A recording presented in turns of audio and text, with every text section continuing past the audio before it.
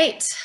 Good afternoon, everyone, and welcome to the fifth and final installment of our Regional Transportation Plan webinar series.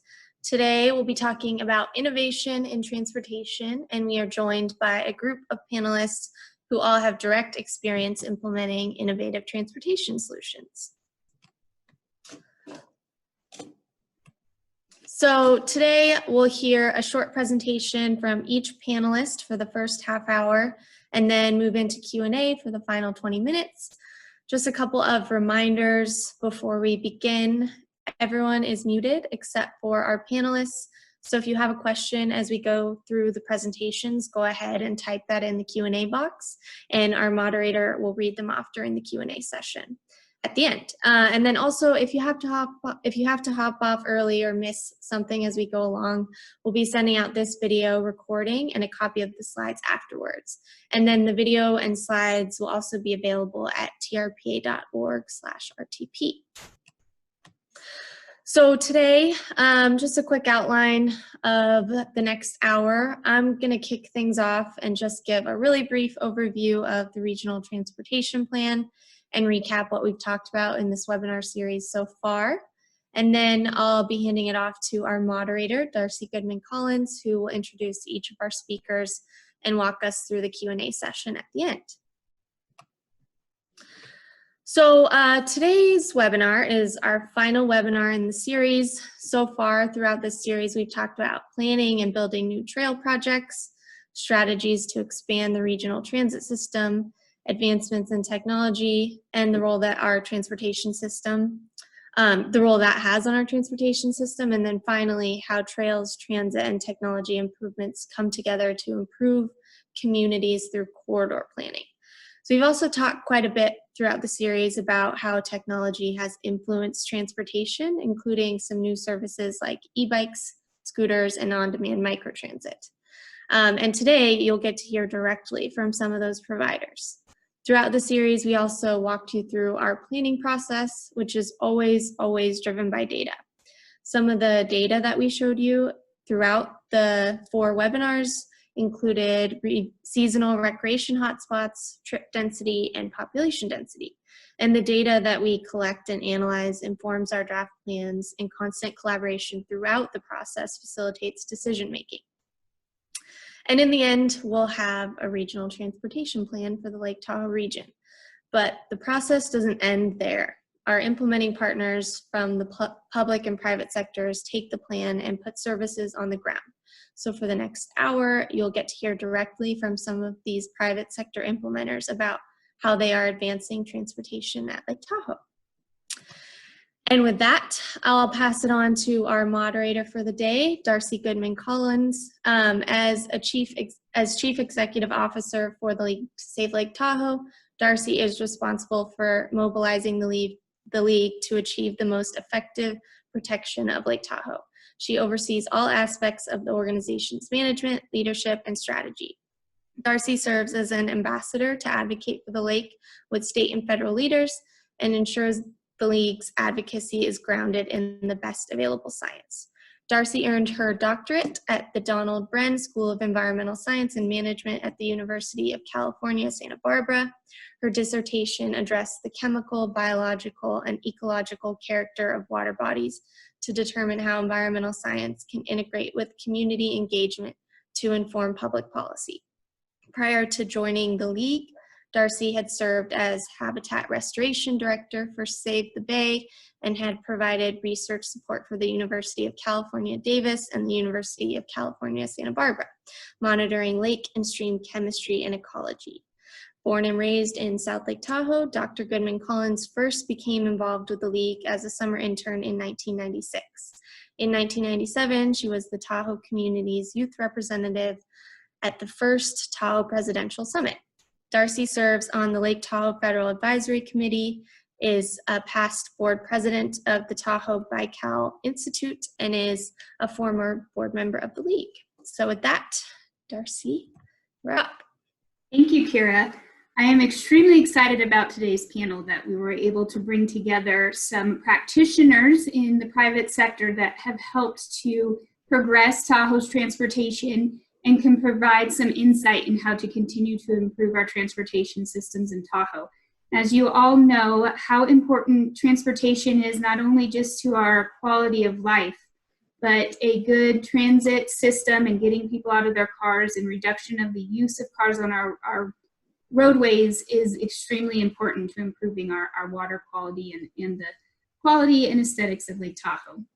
So I'm going to kick us off by introducing our first panelists. We'll be first hearing from Ryan Smith, who is the manager of base operations for Heavenly, managing the parking and transportation for the resort. In 2017, Ryan was asked to develop a shuttle system to supplement the contracted winter shuttles. This system was forced to grow when the Tahoe Transportation Department announced in the summer of 2018 that they would no longer be providing guest shuttles for the resort. In less than 4 months, Heavenly established a contract with bus and shuttle owners and hired local and professional drivers to ensure that employees and guests could move between base areas. And in 2019, the Transportation Department grew by 45%, increasing capacity and frequency. So Ryan, please introduce yourself and let us know what you have experienced working in this sector in the past couple of years. Absolutely. Good afternoon. Those 4 months were a whirlwind. Just wanted to share a little bit of the background of how we got there and then some of the changes we made along the way to improve services. I don't know if everyone knew or not, but in the early 80s and 90s, Heavenly used to run its own transportation department. They were able to transport the guests between the then 3 base areas, which were 6 miles apart from California Lodge to the top of Kingsbury. However, in the mid-90s, Heavenly did make the decision to partner with the city to provide those shuttles. By the time I began overseeing this partnership in 2012, depending on guest visits and seasonal needs, Keolis, who was managing those buses at that time, were able to run anywhere from 7 to as high as 18 shuttles on 5 routes, which helped with employee commutes, transporting guests between the now 4 lodges, and they were able to also pick up skiers and snowboarders along the main corridor or actually anywhere in town. 5 years later, that number of shuttles dropped significantly. We were able to only really see 4 to 7 shuttles on 2 to 3 routes. So at that time, we made the decision to lease 2 shuttles for Heavenly to supplement that reduction of service and to assist at least with those guests who parked off site. It was then the next summer that TTD announced they would no longer be able to provide any winter shuttles. So we developed that plan those 4 months to ensure that guests would be able to move between just the 2 base areas of California and the 2 base areas of Nevada. And we did so without competing with TTD's remaining routes. An example of that would be we were able to pick up our employees at employee housing, but we didn't pick up guests any longer from the Americana or from any other TTD route along the way. With just these 9 leased shuttles, we're able to match the services that we saw in 2017. And then for the last season, 2019-2020, we actually leased 4 additional shuttles. We did this to increase capacity and frequency, but not to expand routes. So the idea of this was, if you've ever flown, not recently, but in the past, to Las Vegas, you'll walk out and you'll see just lines of taxi cabs. And that was kind of the idea. It's called bump and go. Similarly, if you've ever driven by a snow globe and you've seen just lines of charter buses, it's that same concept where we can flex the shuttles to make sure that when a guest walks out onto a shuttle, there's another shuttle behind it. And as soon as that shuttle's full, it leaves and the next one pulls up. By doing this, we saw our scores with our guests drastically improve, and ultimately it was a better process. The other challenge besides frequency was the traffic congestion that we see. If you go to the next slide, Kira, you can see kind of what we did. In the past, our shuttles would go back and forth on Pioneer Trail between the lodge and between the transit center. Instead, we shifted and did this triangle, which eliminated a left-hand turn, which saved time ultimately, but also we were able to see much less traffic on 50, which was actually designed for all of these vehicles, rather than just tying up Pioneer Trail even more. Ultimately, this change in the shuttle number, size, and strategy significantly decreased wait times and cleared our lines. This is pretty insane, but we were able to clear them 1 hour earlier. So in 2018, 2019, some of the busy days, we had guests here until 6:30 waiting for shuttles. Last season, seeing numbers of the same type of guests on the mountain, we were clearing those same lines by 5:30. I was asked to share what other challenges we were able to overcome or what we were looking to solve. And before COVID-19, I would say that our greatest challenge would have been the continued mitigation of risk on Kingsbury, exploration of traffic solutions, particularly that intersection of Ski Run and Pioneer Trail, and then largely the continued effort to direct our guests towards public transportation options in that partnership. Last season, what we found was that our guests that wished to return to the village from either Stagecoach or Boulder, they seldom had the exact change to ride the city transit. And while we were able to come up with a solution by utilizing the cashiers in the food court, I'm excited to see this improved experience that will come with a recent announcement from TTD that their routes will now be free. Seeing the silver lining makes me hopeful we'll be able to address these challenges and opportunities in this new landscape of social distancing, and that the setback of apparent reliance on single occupancy vehicles will be short-lived.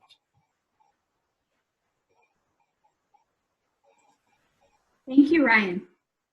Lots of rich information about what a real-life experience of managing your own microtransit system in South Lake Tahoe. Our next speaker is Jonathan Hopkins. Jonathan is the director of strategic partnerships for Lime, and he leads Lime's government affairs work in the Northwest United States and Western Canada. He's responsible for Hawaii, Alaska, Washington, Oregon, Idaho, Montana, Wyoming, Utah, Nevada, British Columbia, and Alberta. In his role, he works closely with cities and transit agencies to bring scooters and other new mobility options to residents and visitors. Jonathan most recently served as the executive director of Commute Seattle, where he led a 14-person team to work in partnership with businesses and public agencies to promote smart mobility choices and reduce drive-alone rates. During this tenure, Commute Seattle reported that only 25% of downtown Seattle workers drove alone to work. A West Point and Army veteran, Jonathan was also instrumental in the realization of a groundbreaking $54 billion transit expansion package in Western Washington. Jonathan? Hey, well, good morning. It's a pleasure to join everybody in Tahoe today. A couple things that I wanted to chat through is both what we know from our experience in Tahoe and then what we think we might know in the future about how to get through this moment of COVID, but also what it means for our future in cities. So the first part I'm going to talk about, for those that don't know, is our experience in the past 2.5 years that we've had in Lake Tahoe. Lake Tahoe is one of our first locations in the world where we initially had bike share. And so micromobility BC is really micromobility before COVID. The bottom line is we get about 200,000 trips a year now just on scooters, saves about 117 metric tons of CO2. So huge opportunities to preserve lake clarity because we don't cause the same amount of dust and debris as well. Where do we serve? The entirety of the Lake Tahoe area. The highest density of trips does tend to be around state line, but we can go west further and find out by the Y and further west that people are using scooters, frankly, all over the place. Really quick takeaway from this is that a third of our users in a June 2019 survey said that they were local, and 56% of users said on their last trip they used a scooter instead of using a car. Again, showing the opportunity that this has to get people out of their vehicles. Trip purpose, we can see that in a fall 2019 survey had a different number. About 41% used scooters instead of their car on the last trip, just showing how there can be some degree of seasonal variation. But the takeaway is that those numbers are quite high. The average globally is about 20 to 25% of people replacing their cars, but in Lake Tahoe, kind of a captive audience. They can park their car if they drive to Tahoe at their hotel or their lodging once, and then use these to get around every place else and do so in a very enjoyable manner. It's worth noting that 3/4 of our riders say that the presence of scooters causes them to visit local businesses more and therefore purchase more products. So that's pretty exciting. Trip purpose, commuting purpose is not super high on this list, going to work or school, but out of 200,000 rides a year, it's still a meaningful number. that would mean about 40,000 trips. Dining and entertainment is the number one thing on our list. And then in the other category, in fact, 21% said they're just getting to or from lodging on their last trip. What's interesting is that, people use this no matter age, from 18 to into their low 70s. A quarter of our users are over the age of 48. There tends to be on micromobility a disparity between male and women users. About 25% of cyclists, for example, are women, but the disparity here is smaller on scooters. Income gaps, you can see that certainly there's a lot of tourists that do use scooters, and that causes a disparity here that's a little bit different. In a lot of our cities, the user base very closely matches the income base, but still 23% of our users make less than $50,000 a year, and the median income for Tahoe is about 53. You can see of the 1/4 of users on our fall survey that said they're from the Tahoe area. These are the zip codes they reported. And then in the long run, I think an even more interesting question is what comes after all of this. And when we talk about all of that, it's worth thinking about the fact that in some ways we've been here before. And when I say we, I don't mean you and I, unless any of us is about 104 years old, but our societies have. So these are newspaper photos and pictures from 1918, the Spanish flu. The healthcare guidance was the same. They shut down all, basically a different term, by a different term, they did social distancing, required people to wear masks. The Seattle Times, I kind of joked that this cover page could have been last week, but it wasn't. It also has World War I news reports in it as well. But isn't there also an opportunity here? These are quotes and news reports from around the world of, people could see in the lagoon of Venice, could see the bottom of the water just like Tahoe. Like they had clarity all of a sudden as well in the Adriatic. Air quality, it seems like it's the best it's been in 100 years. And just also an opportunity with micromobility. We saw in New York City, usage of bike share was up 70%. What does that opportunity mean in cities? Like we saw Oakland opened up 74 miles of streets just to pedestrians. San Francisco has been doing similar things to Market Street. And then let's just think back to another place that also is very bike friendly now, the Netherlands. They were not bikes friendly before 1973. In fact, they were a cartopia. But they took that moment of the oil shock and the high price of gas to start investing in additional other modes. So they took a disaster and made a difference. So this is a quote from the Washington Post just a couple days ago, saying that micromobility has a bigger future ahead of it than it has behind it because of the very reasons I just talked about.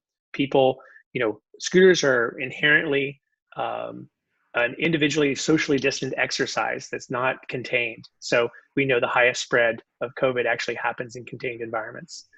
And then one other part about this, relating to, I think, what many viewers of this webinar are going to care about is like taking care of our planet.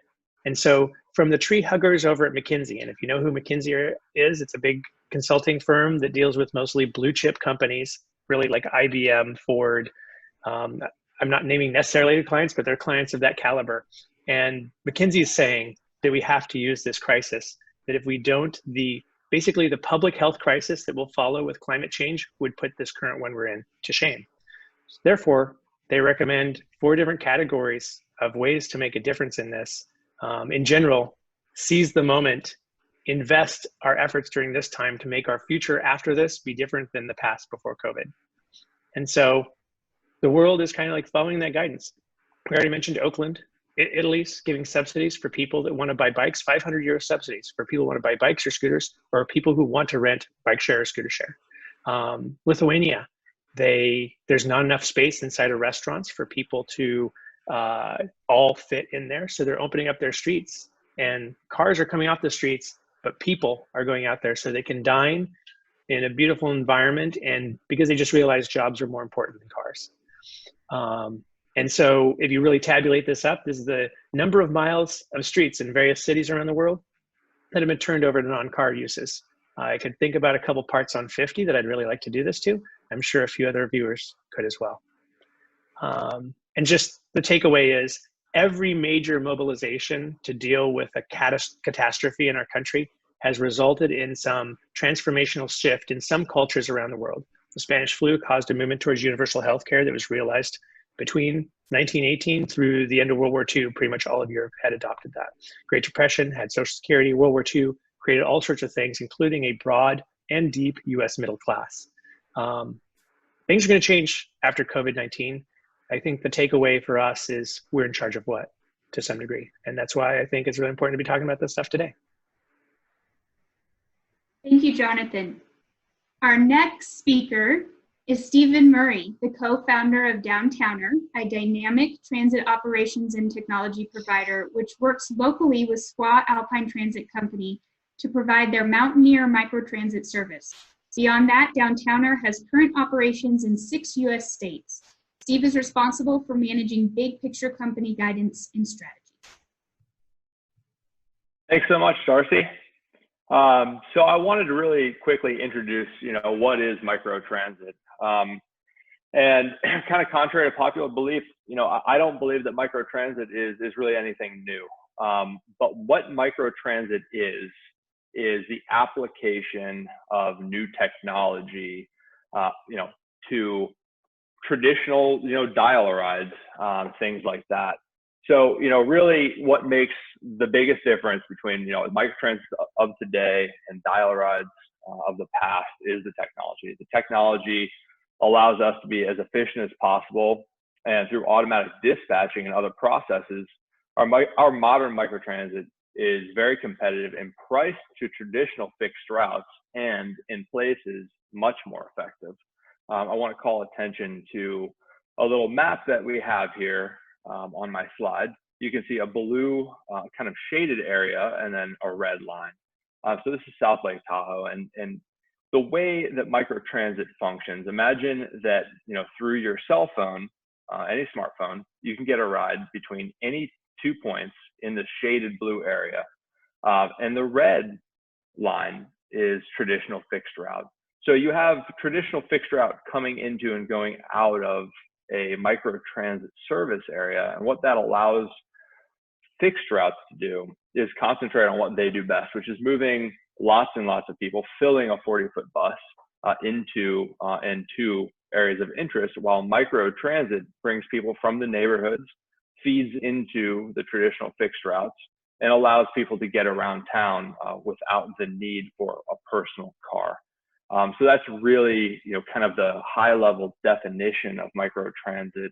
It's a fantastic first last mile connector, and it should always be looked at as an extension of public transit and something that feeds into traditional fixed routes.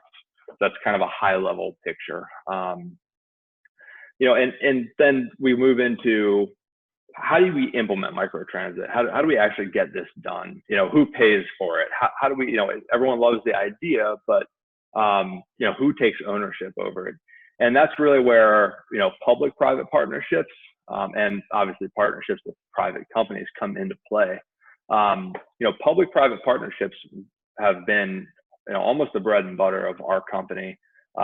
Everywhere from Tampa, Florida, Savannah, Georgia, Aspen, Colorado, all the way up into Oregon, many different types of settings, we've found ourselves in public-private partnerships where, the municipality or the transit agency, they want to bring in microtransit, but they don't want to develop their own tools or their own technology, and they'd rather have someone come in with experience and the tool sets that they need to accomplish the goal.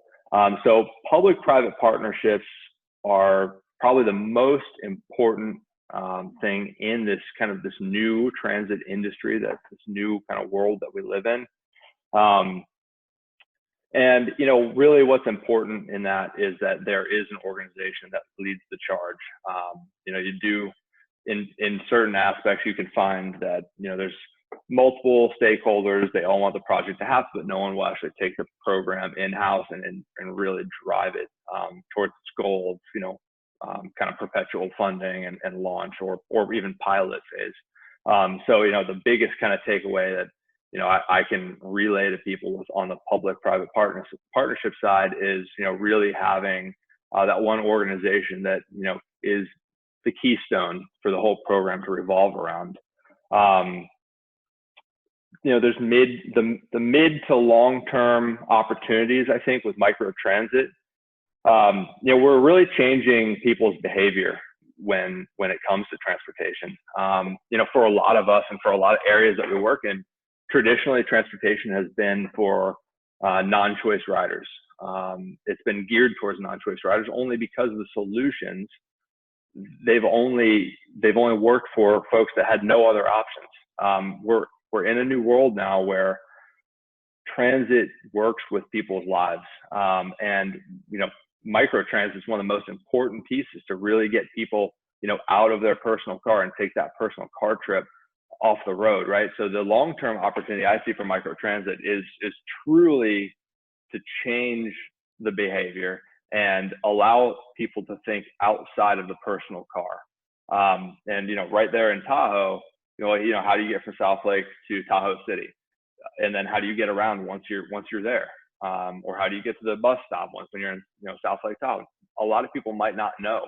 Microtransit is something that can really revolutionize the way that people exist in the area. And so it's definitely one of those essential pieces.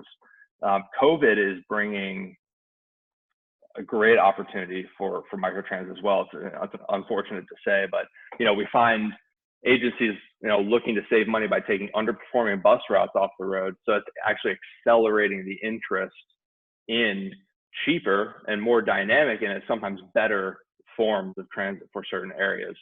So we can talk more about that in the Q&A. But yeah, that's all I got from my spiel. Thank you, Steve. So we got to hear about a lot of exciting successes that we've already seen in Tahoe in terms of the private sector bringing in solutions to help supplement the public transit system. And we're going to conclude with our final panelist, who will bring an environmental perspective to our conversation. Our next speaker is Gavin Feiger.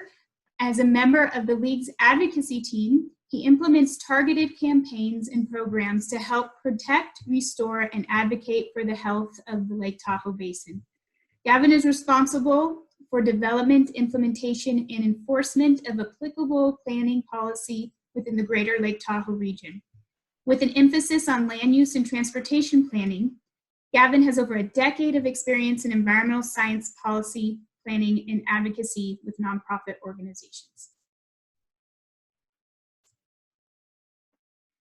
All right, thanks, Darcy, and everybody else on the panel so far. This will be a pretty brief overview, and then we'll have time for questions right afterwards. So as Darcy mentioned at the beginning of the webinar, protecting the lake with clarity is one of the top indicators is what the League does. Go ahead, Kara. Our transportation system is one of the largest contributors to clarity decline. Sediment washes off the roads and other impervious surfaces like parking lots and into the lake. More sediments added to the system with traction material like sand in the winter, or well, today even, I guess. As tires and chains go over the roadways, they break up the roadways and add more sediment to the lake. You also have nitrogen coming directly from exhaust pipes, which increases algae growth, and then all the greenhouse gases causing climate change. So big problem, no easy solutions, but improving Tahoe's traffic conditions do help improve lake clarity.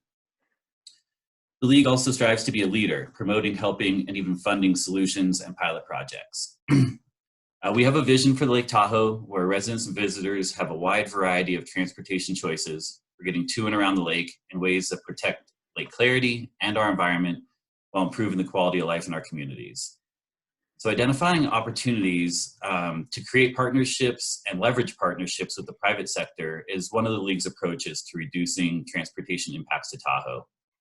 There's a big role for traditional publicly funded transportation options, but there's also challenges in the public sector, financial, political, and bureaucratic.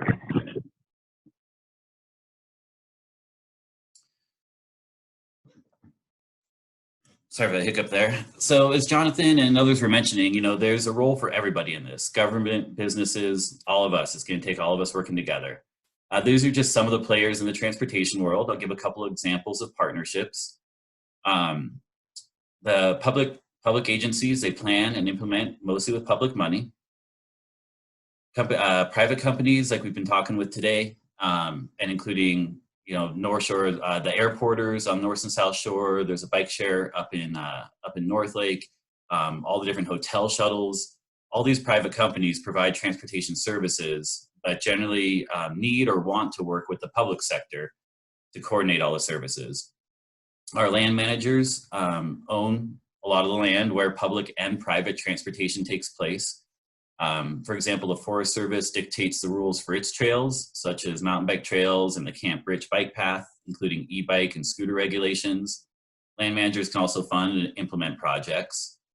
Advocacy groups like the League and the Bike Coalition, our main role is to bring attention to and educate the community on the need for more transportation options. So part of that is pushing for plans and policies and priorities that support transit and active transportation, and then making sure those plans are implemented through individual projects.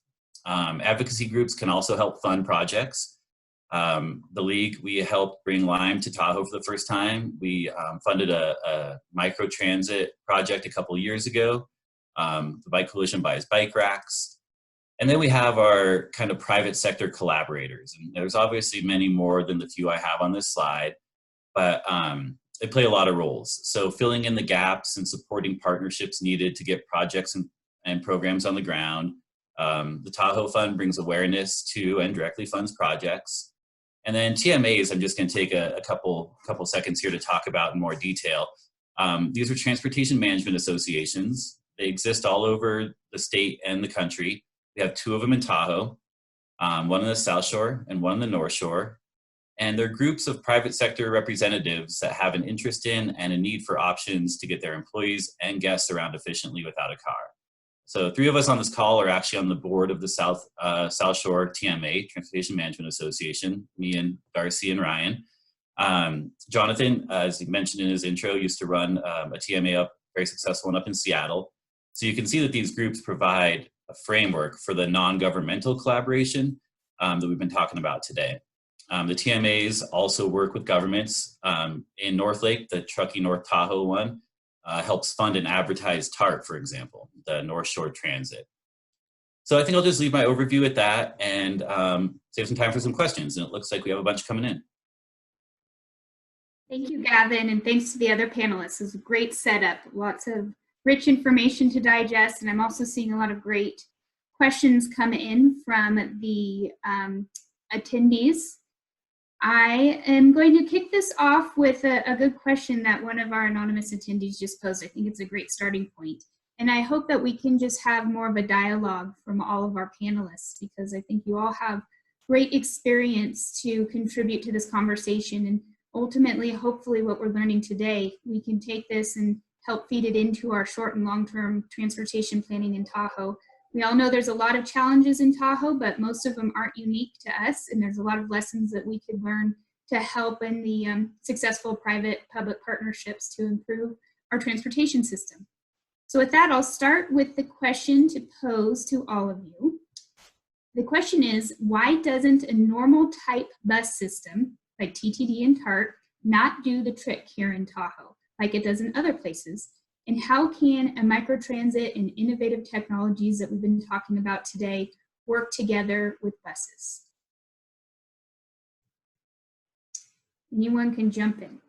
I can start that one off. So I think I wouldn't necessarily say that TTD and TART bus systems don't really do the trick. They do serve a lot of people in the Tahoe Basin. Part of the problem might be that we're a small region, so the funding that we get for public transportation is a little bit less than some of those bigger cities, and so we have the unique challenge of figuring out creative solutions to maybe supplement our public transit system or support our public transit system.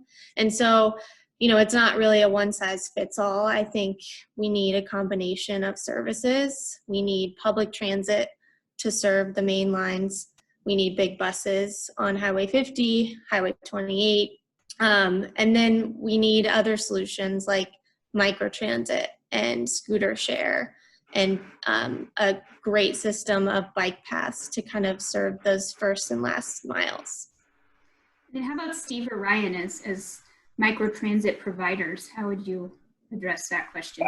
I would be hard pressed to see another area who's using one large approach who are meeting those needs.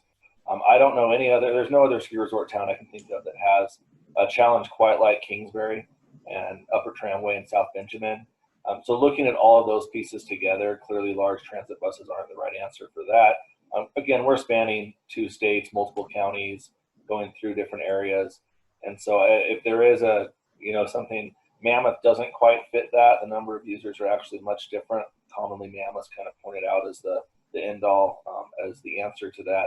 But I haven't seen it yet work really well the way that we would all expect it to work, as it would in Park City or Bend and some of those other cities which have much different geographical regions. Something I'd just throw in from my Commute Seattle days is that if we really want people on transit and we're charging for transit, but the parking's coming for free, we're doing it wrong, because we're not therefore prioritizing. I say it's kind of same way like in the 60s, we wanted to reduce smoking because it was killing people. And so we put a tax on cigarettes and that just kept on getting higher. Taxing riding transit but having free parking is kind of like trying to reduce smoking use by taxing vegetables. It doesn't make any sense, right? So combining that, if you ever want to get more than just the riders that are using it as it's an essential need, they have no other way to get around, then it has to be frequency, and that's where microtransit can be really helpful for the smaller size trips. But ever getting to the point where it's inconvenient to park places, but you have a really, really easy bus option, then you can actually, given the volume of crowds that you see in the height of the summer and height of the winter, you could actually, especially if there's like ski racks, you could actually shift some people over from certain behaviors because the bus is actually easier. We actually have to have it be easier and probably have it be cheaper. Cheaper is the first dial to turn to help influence that behavior. Yeah, microtransit is essential for making mass transit easy to use. Just like Jonathan said, access really, truly is the first step, right? So, what follows? Frequency, right? So if we can make access easier, and then all of a sudden your buses are, every hour to every 30 minutes, that's a huge start. And then hopefully public-private partnerships and, micro mobility like Lime or Downtowner gives the public agency the ability to take a step back and really concentrate on, okay, let's look at our main corridors, let's fill 40-foot buses. That's really what we need to do. And then all these other smaller options can feed into that system. That's the key. And then obviously North Lake Tahoe, just kind of one local issue to bring up is, all the traffic, getting from Truckee down into Squaw and Alpine on, big ski days and in the weekend. They're looking at a bus lane, and, they did it in Aspen. The bus lane, they're trying to do it in Park City. The bus lane is one of the best, incentivizers, right? When you're sitting there in traffic and a bus keeps flying by every 20 minutes and you're dead stop, that's pretty big. So, that plays into the frequency part that Jonathan was mentioning. So, access and frequency is some of it's the best thing that we can do for our public transit systems. And, I also wanted to touch on real quick, there was hey, Wold Tart and in the big buses, why aren't they doing the trick? It's not that they're not doing the trick. 40-foot buses are more important now, more than ever, right? If we want to get out of our cars, 40-foot buses really are the answer. How do I get into Reno? How do I get up to North Lake from South Lake? You have to have a big bus. That's not a micro mobility or a micro transit issue. But what we're trying to do here today, and I think what our little group is involved with is, making that local transit, those local trips, those short-term or the short-haul trips more accessible and easier. So it sounds like all 4 of you answered in a way that a multifaceted transportation system seems to be the key. So something that's a mixture of the microtransit, other mode share. How do you coordinate all of that? Especially if it's each of these different types of opportunities is led by a different entity. We've got public-private opportunities. What could that look like in practice? So I'm going to lean a little bit on Steve on this one. I think the software, if you've used it before, whether you're at Park City, Beaver Creek, Squaw, the software is starting to really exist that could handle this. It's possible when you use their software that it can tell you if you're in line for a fixed route or if you're in line for a demand-based shuttle.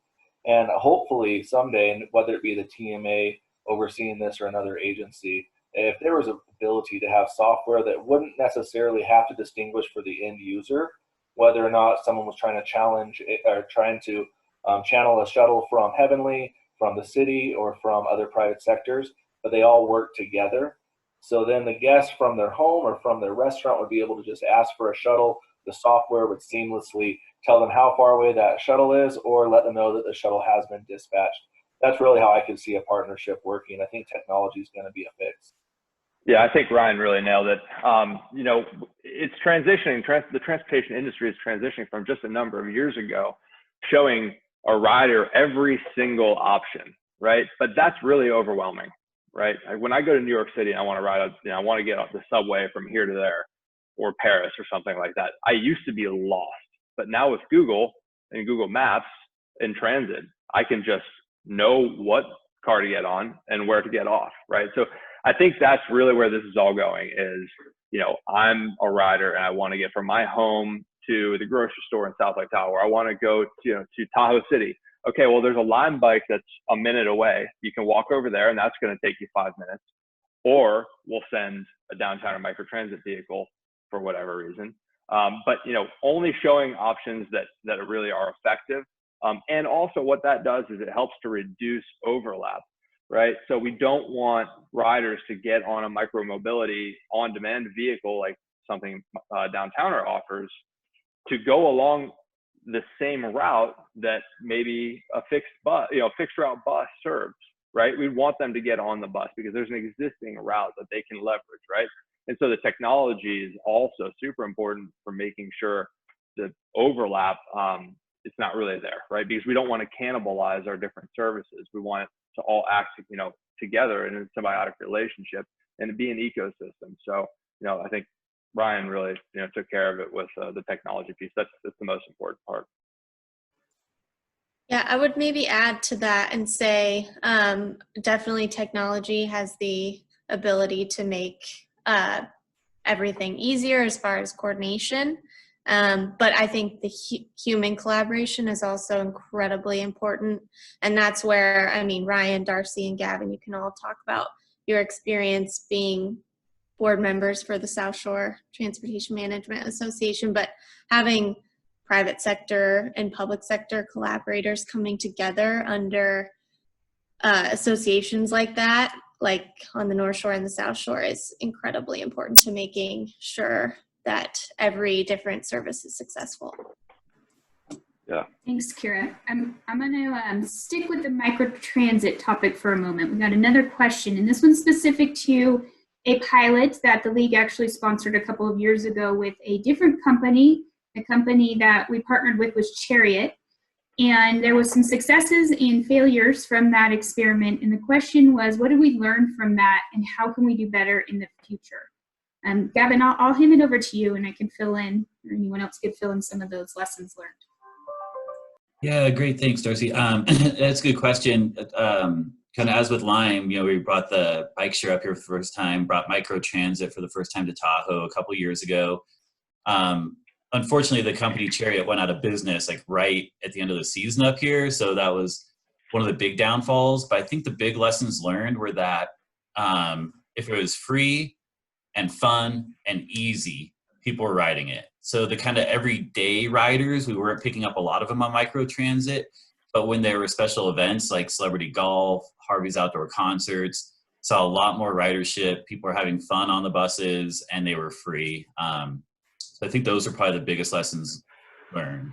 Yeah, and we actually launched that about the same time that Downtowner came to Squaw. Unfortunately, we didn't choose the right company, but luckily Downtowner has proven successful on the other side of the lake. But I would say the other biggest lesson we learned was technology. It was an app-based service similar to dial on command like Uber and other services like that. and their app just didn't work. There was broadband issues, but mostly it just, the functionality of it did not work well. So that was a huge lesson, but as Gavin mentioned, when it was free and you knew when it was coming, that's when there was a lot of ridership. And it just goes back to a point that's been made numerous times already today, is accessibility and frequency. And that was when we had the accessibility and the frequency with Chariot, it was successful. When we did not, it didn't have high ridership. Anything else to add with that before I move on to another question? I'll abstain from commenting about Chariot. Well, maybe I'll hop to a question, just keep on the same theme, then we can move off of this theme. But there was a question that asked, when are we going to get microtransit in South Lake Tahoe? And I could kind of take a stab at that, and then we can talk about some of the challenges and opportunities to bringing microtransit in. I think we've had it bits here and there, and Ryan through Vail, they've operated microtransit-like service. And there's also a lot of shuttle services that hotels administer. So I think we have seen success in that type of service in Tahoe.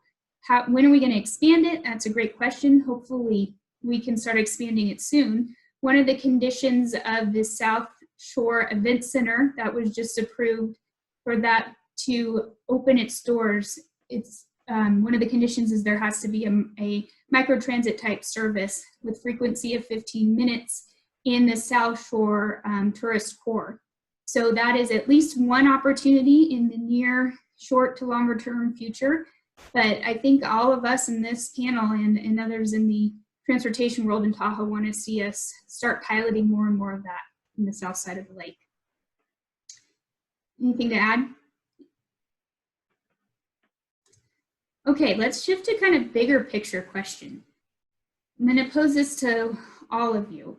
In 3 to 5 years, what would you like to see the service in Tahoe look like? And that could be broad, regional throughout the basin, or you can look more sub-regionally.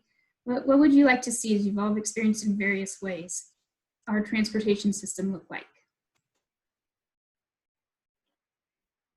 You know, I'm going to echo what we said earlier, which is having that existence. I think with the event center being the catalyst for that, I think we'll be able to see things come together where it's non-competitive in nature, but simply just everything working together with that end goal of improving traffic, getting people out of their cars. I think the paid parking hopefully is going to help that. And I want to see that clear communication where hopefully our Tahoe guests are recognizing that these services exist for them and actually increase everyone's experience once they're here. Yeah, I would echo that. I think the microtransit service that is planned for South Lake Tahoe will be amazing and incredible if that happens in the next 3 to 5 years, coupled with parking management in the state line corridor. But 3 to 5 years isn't really that long. So I think for me personally, what I would love to see is just increased frequency on the main lines, and start to see some more of these pilot projects popping up and start to test what can and won't work here. You know, try things and fail and try again. So yeah, I just want to see us continue to advance and continue to collaborate.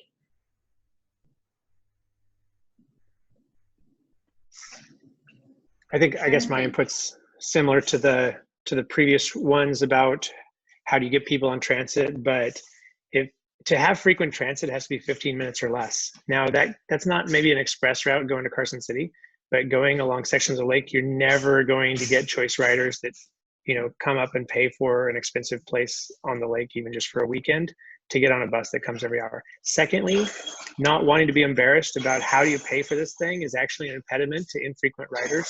So that's why transit, ideally, if you want to get people in a tourist destination on the bus, it needs to be free. Prioritize, like folks said, like it needs to go faster than a car when the cars are slow. And then focus investments on those main lines. And then it's the other solutions, whether it's scooters, like we don't have to order scooters that much. Like you put them out there in various places where people are and people ride them. Same thing with, I mean, microtransit takes a little bit more organization than that, but I think those are the most heavenly situation we need to be headed towards to get people in transit. Yeah, I'll just add Gavin. briefly that I think it would be helpful if it was safer to get around on bikes, scooters, e-bikes, and walking. Some of the concerns we have around safety with the scooters and bikes and walking is because we don't have appropriate facilities. Like we have big highways for cars. We barely have a bike path that goes all the way through town, let alone around the lake. So I think that would provide a big incentive for people to use these other modes of transportation. It's 12:50, and I want to be cognizant of everyone's time. We were going to end at 12:45, but I think this is such a great conversation. We have the panelists here that I'll keep the Q&A open until 1. So I'll have a couple more questions maybe we can fit in until we end. Let's see, what's a good one? Let's talk a bit about maybe bike paths. The one question or one comment is, this summer the Greenway and Al Tahoe bike paths will be completed. With COVID and the need for job creation, is there any way to accelerate permitting and funding of bike trails, especially smaller connector trails that should be easier or quicker to permit and cheaper to build? That one might be for you, Kira. And Gavin maybe could chime in as well. Yeah, I don't know if I could answer that right now, especially on about the question as it relates to expediting permitting. But I think all of our public implementers, all of our local jurisdictions are definitely committed to continuing to build bike paths despite COVID and the economic crisis that we're facing. So I know that El Dorado County and the city of South Lake Tahoe are moving forward with their bike path projects for the summer. And all the other jurisdictions are working hard to get bike paths designed and implemented just to continue to provide alternative options for people to get around. And so I know that that's a priority for our region, and I can't imagine that that priority will change. Yeah, I'll just add, getting back to the advocacy piece, you know, making sure that with everything that's going on, if bike lanes are a priority for you, to make sure to let your elected officials know. And there may also be some opportunities as stimulus funding becomes available through local, state, and federal opportunities, making sure that these projects are shovel ready, puts us in the queue to bring funding to these important projects and also bring jobs and other stimulus opportunities. So although COVID brings challenges, I think there's opportunities, as you've heard some of them already today. Okay, I think we have time for a couple more questions. How about we turn to a discussion around Tahoe's hotspots and good opportunities for different types of transportation in those areas?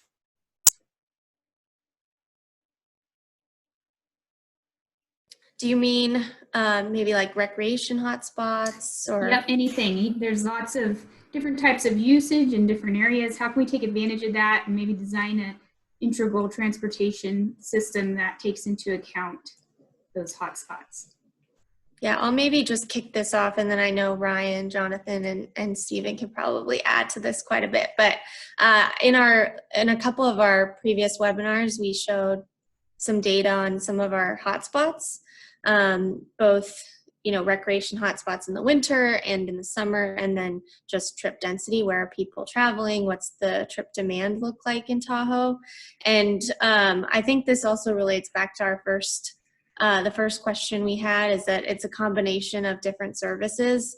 It maybe doesn't make sense to have a big bus going up to Heavenly Cal Base or to every single beach. And so we need to look at ways to have fixed route, big bus transit on the main lines, and then a combination of services like scooters, Vail Heavenly shuttles, and microtransit, transporting people to these individual recreation sites.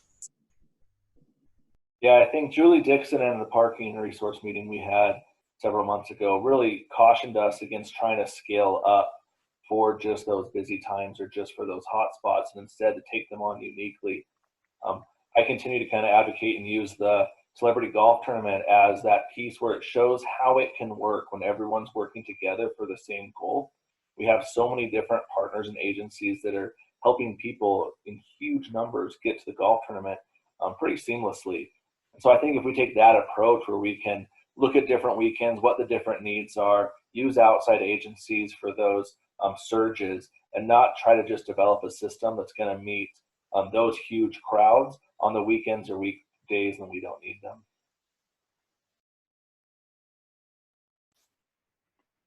Any other thoughts? Hotspots?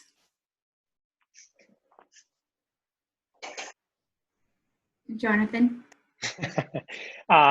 Just reiterating the desire for protected bike lanes and whatnot. When you have a 4-lane highway with a big median in the center and it's all cars, and then a big shoulder for snow in the winter, it's not a desirable place for people to spend any time on.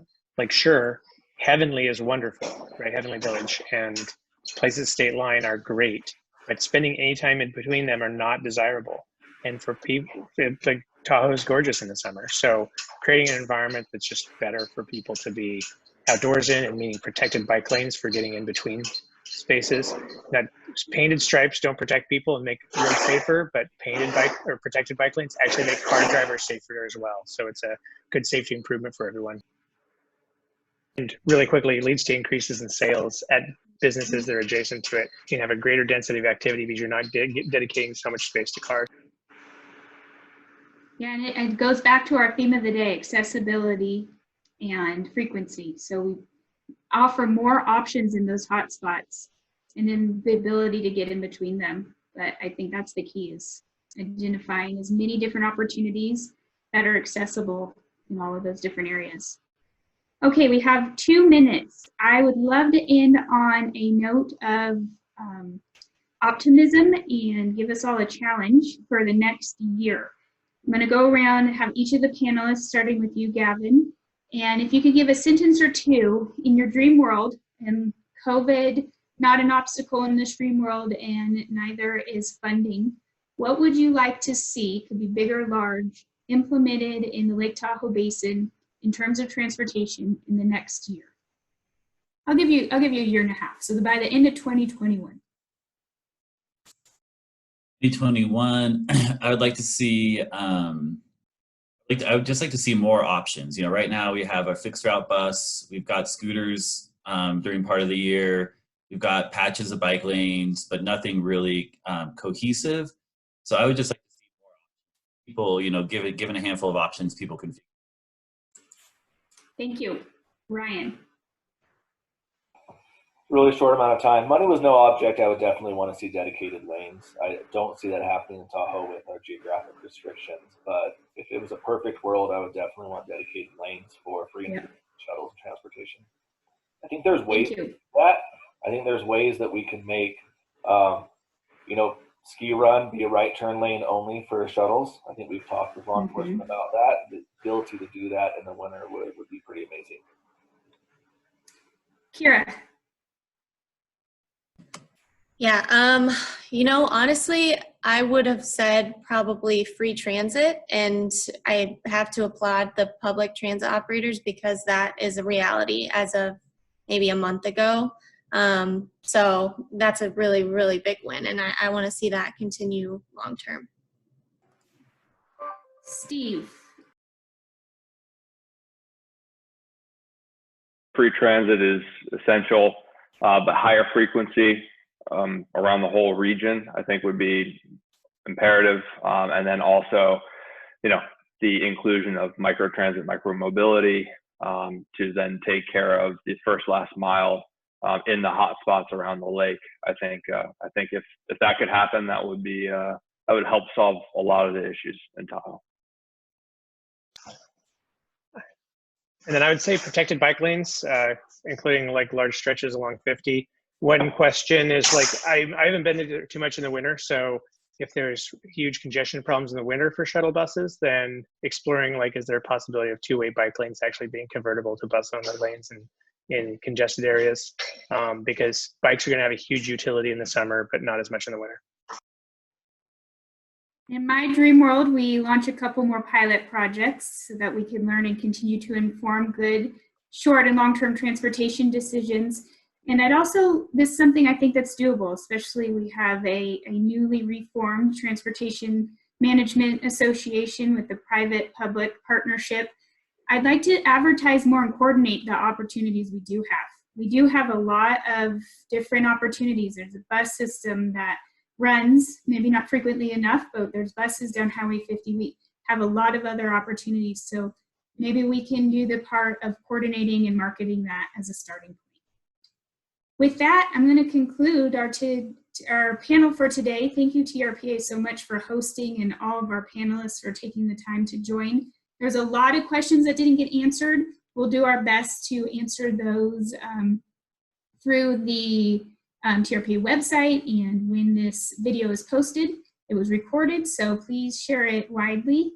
And thank you so much for all of your time. Enjoy the rest of your